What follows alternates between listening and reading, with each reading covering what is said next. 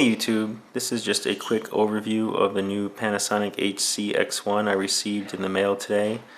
This is my second one. The first one I received from B&H had some sort of issue with the electronics. It just made this really weird beeping type chirping sound. It's hard to explain. So I sent it back and this is the replacement. They were really great about the whole exchange and everything, so thumbs up to them. So a lot of people have done unboxings of this, and that's why I didn't bother filming that. But what I'd like to do is go through all the menus and just give you a quick overview of the camera. I apologize for the noise in the background. Those are my two dogs chewing on their rawhides. But anyway, as you can see, it's a really nice camera.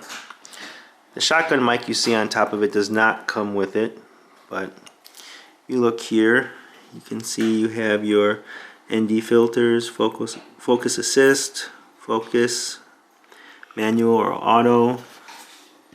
On the bottom you see your gain, white balance. This dial here, you can control those in the menus, actually on your LCD screen. Shutter, I use most things in manual, but right now, like I said, I just got it. It's like an hour out of the box, but as you can see, it's really nice. And one thing I want to point out too is I also own a Panasonic AC-160A, which I bought a few years ago. That's my main camera I use for weddings, and just the build quality between this new Panasonic from 2016, or yeah, really 2017, it just came out a few weeks ago at the end of the year. It's night and day. Just these new ones feel really solid, and it's just the little touches. For example, on the lens cap here, it's got a rubber material, so if you bump it.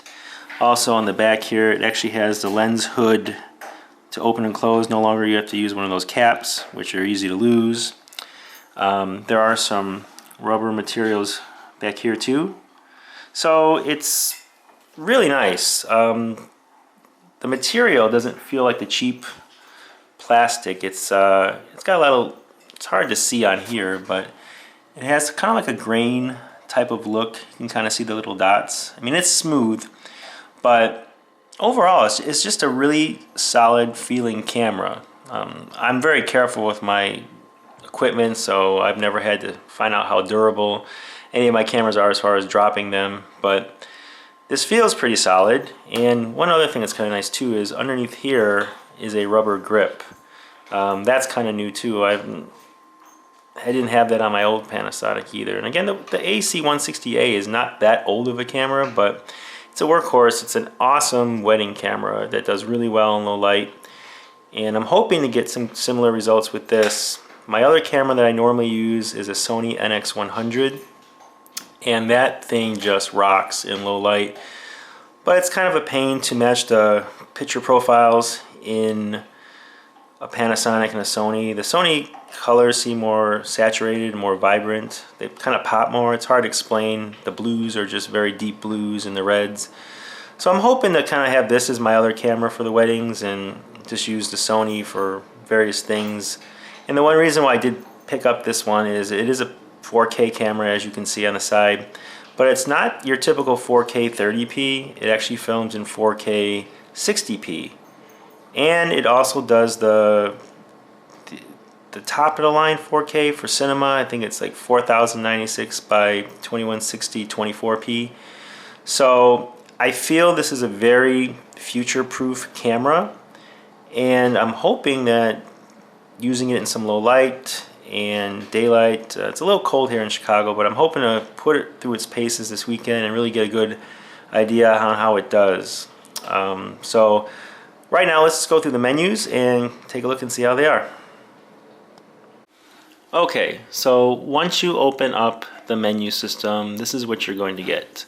Your different scene files, system mode, user SW, SW setup, auto SW, record setup, audio setup, output setup, display setup, other function, network setup, and maintenance. We're going to start at the beginning with scene file, and this does come with a number of different scene files, like for different settings. So kind of give you an idea what they look like. The one I'm currently set on is Syn D, and if you push this, now again, this is not white balanced or anything, it's literally just for the menus, but this is my kitchen, so you can kind of see where I'm at on Syn D. If I go down to the next one, Syn V, still, spark, I believe FLUO is for maybe fluorescent lighting, and F1, and we're back to Syn D. And you can adjust all these different things with it. You can edit the name, you can load, save them, you can go into this stuff, synchro scan, which I don't even know what any of this stuff is. I mean, if you go down, I'm guessing this has something to do with shutter speed, but I am not an expert. The master detail level, coloring, skin tone, details, RB gain, chroma level, chroma phase, matrix, color correction setting, master pedestal, gamma mode, black gamma, knee master. I mean, this is all stuff, if you don't know what you're doing, you should probably just leave it alone. And that is what I'm going to do, because I'm going to trust that these scene files from Panasonic are somewhat decent. So let's go to the stuff that we're probably really going to be messing with. Like, we can go to system mode. This is, I believe, a world camera, so you can go with European or American, which obviously we're 60 hertz, so that's why that's on that. Record mode, you can choose MOV, MP4, or AVC HD. The recording format, I have it set to Ultra HD, which is your 2160 60p, but you can also go up to 4K, which is your cinema, which is really nice because most cameras, even the 4K cameras that you buy that are a little bit cheaper, they basically start you here at Ultra HD, and most of those are actually 2160 30p. And this is nice. This is actually 4K 60p camera. I was seriously looking at the Z150 by Sony, but it's only 4K 30p, and I kind of want to future-proof myself. Do I need 4K 60p? Probably not, but I'd rather have the best codecs available for everything, and kind of I don't want to have to buy another camera again. So it is nice to have this 4K Cinema 24p. You got your 4K 60p, 4K 30p, 4K 24p, which is, and you can see like the bit rates too. You got your regular HD, 1080 60p. So you can go here, you can see if you want to change it to that. It's very simple. It doesn't actually have to load or anything, so that's kind of nice. But I actually film in I want to leave it on that. Sorry. Oops, that's not what I want. But anyway, you can kind of see, and then there's even more down here. 1080 30p, 24p. I think you can even do standard definition if you wanted, but lower bit rates. And to be honest, like 50 megabits per second, that's a decent sized file. Even there, I don't know if you really need the 150 megabits or the 100. You're really eat up a lot of card with something like that. So I'm just gonna leave it on that. But extended sensitivity on off. Not sure what that is right now. I have to read up on that. High sensing mode, normal. I guess if we change it, I guess it brightens up a little bit, but that's something I want to kind of mess around with and read up about.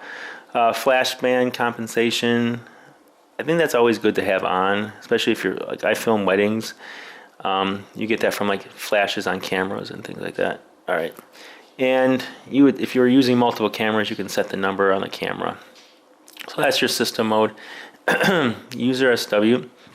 Now this is how I set my user buttons. I believe there's 10 or 12 of them in all, but these are things that I would use more often, and this is really cool. I set my user one button to a level gauge, and I can show you what that is in a second, but let's just go in here really quick. These are all the things you can actually choose. It's a lot. There's like 6 pages. There you go. This is page 3 out of 6. These are all the different things you can pick. So it's really nice. I mean, this has a lot of flexibility to set up how you like it. So it's pretty cool. So let's go back. I will show you that level gauge once we get out all these menus if you guys want to see it really quick. But so basically these are your user buttons, and this is basically what I set mine to. It is nice. Most people don't know, but this camera does actually have an infrared mode. I'm not going to go into it now because I'm in a bright room and you risk, I guess, hurting the sensor, but that is a really nice touch. Most of these cameras in this price range don't have it, or I don't know if it's considered a consumer feature, but it is nice. I did do a test with my initial camera. I'm going to do another one, but the quality actually wasn't too bad, so I was pretty happy with that. So that's what you can do in the user SW menu. Your setup here. This is just how you want to customize your camera. I have my iris. When I use iris, I just go down. I mean, it doesn't matter to me really. I'm not one of those people. Low gain, I have it 0, but you can actually set it to whatever you want. I mean, if you go in 1 dB increments, but I'm going to leave it at 0. So I usually do 0, 6, 12. But what's really neat is when you're out of the menu, you can go to you can hit a little knob, and you can highlight your, as long as you're in manual mode, you can highlight your gain, and you can use a little roller to actually go up in 1 dB increments as you're live basically on the screen. So it's really nice, and so you're not really married to 0, 6, 12 if that's what you set it at. Like on some cameras I have that switch where it goes low, medium, high basically. You can actually adjust it on the fly with this knob on the side in 1 dB increments while you're filming, which is really cool. Super gain, I guess, is like an emergency, like you're in like total darkness and you need something, and it's probably gonna be really grainy and noisy, but it's there, and I guess that's your super gain at 30 dB. I can't imagine ever having to use that though. Your OIS, it's your image stabilization. Obviously you want that on. I don't have anything with custom. I'm not sure what this blur amplitude or blur frequency is, so I'm going to leave those numbers alone. Auto ATW targets, and again, this is stuff that I really don't mess with. And I haven't messed with. I really need to read the manual on this, but I just thought I'd give you guys a peek at the camera. This does do peaking, obviously when you want to see if you're in focus, and I have it shows at red, but I guess you can do blue, yellow, or white. I've always liked red. So you can do your focus ring speed, macro mode, area, custom autofocus speed, sensitivity, waveformometer. You can mess around with that as well. This does have that built in. Zebras. I mean, it's a whole bunch of stuff, and again, I think for the average user you're probably not going to mess with any of that stuff. So I have some of these things. I did adjust a little bit of them, like my iris. I like to do it manually, but your auto gain limit, when you're like, if you do have to go into auto mode, I don't want it to go past 12 and risk any noise and stuff. But basically when you're in auto mode, I let the camera do what it wants. I very rarely use anything like that, but it's there if you need to use it. Recording setup. You can record on 2 slots at the same time. I only have 1 card in there now, so that's why it's not set up. But you know, you can go to either slot.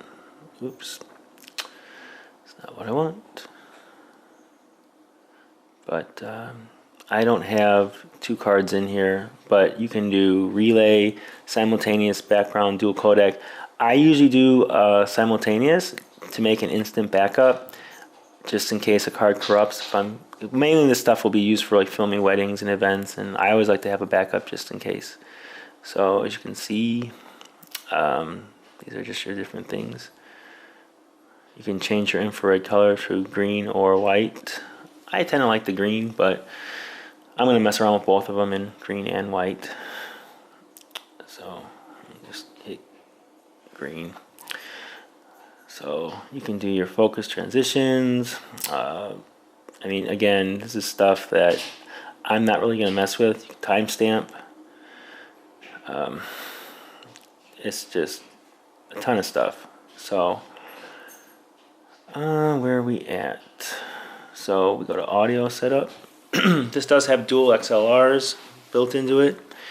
I have a shotgun mic attached. So, again, I haven't, in any of my cameras, I've never really had to mess with any of this stuff. I've always been good with the mic picking up the good sound and adjusting the levels just from the little knobs on the side. But these are all different things you can kind of mess with.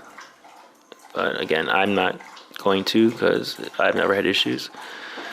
Again, I'm not really sure what this stuff is. Resolution.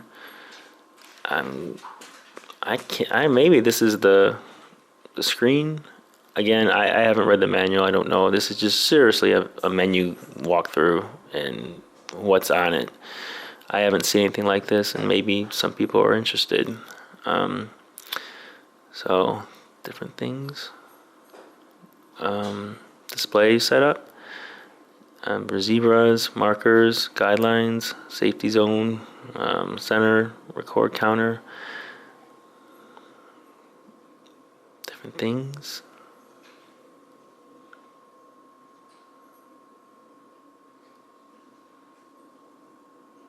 And there's like 6 sub menus here, as you can see. So, other functions. You can format your media, your status, record lamp, clock, set the clock, time zone, alert sound. I don't know what you would get alert for, but maybe for if the battery's going low or something. But basically, if you go back, if you're gonna set up with your network over Wi-Fi, which I don't plan on doing. I don't know if maybe if there's an app, it would be kind of cool to control it from my phone. I don't know if Panasonic has anything like that, like Sony does, and just tells you your version. You can see like the hour meter, I literally have an hour on it. I was just kind of messing around with it, setting it up and customizing it how I want. It's brand new. Update. No, probably shouldn't hit that. There's no update on my card. So anyway, that is just a brief look at the menus. One thing I did want to show you though was that level thing, which is pretty neat. So, oops. That is not what I want. That was the focus assist button I had on accident. Let me, if I can reach. Okay, so this is that level thing I was showing you about, which is pretty neat. So the camera is obviously level. It's sitting on my table.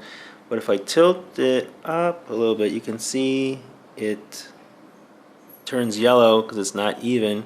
So I thought this is actually really neat, like especially if you're balancing on a tripod and you want to make sure it's level. I mean, what a great feature to have. I mean, it might be balanced, but what if it's not completely straight or on the horizon, the horizontal way? So I thought that was pretty cool. I think it's a useful feature I will definitely use. So anyway, hope you enjoyed this very brief video. I don't know how informative it really was. It was just basically going through the menus and get an idea what the camera has to offer. Obviously, what does it look like when you shoot? So I'm going to be putting some tests up online, maybe tonight, definitely tomorrow and this weekend. I have a long weekend off of work, so I'll be doing some tests. Hopefully the weather gets nice where I can actually bring it outside and do some daylight shooting with it. But tonight I'm going to try to I'll do some infrared stuff, low light stuff, and I have my wonderful dogs as models, and they're always good. So thank you for watching. If you like what you see, please like and subscribe. And I guess look forward to some more videos on the new Panasonic HC-H1. HC-X1, excuse me. Thank you.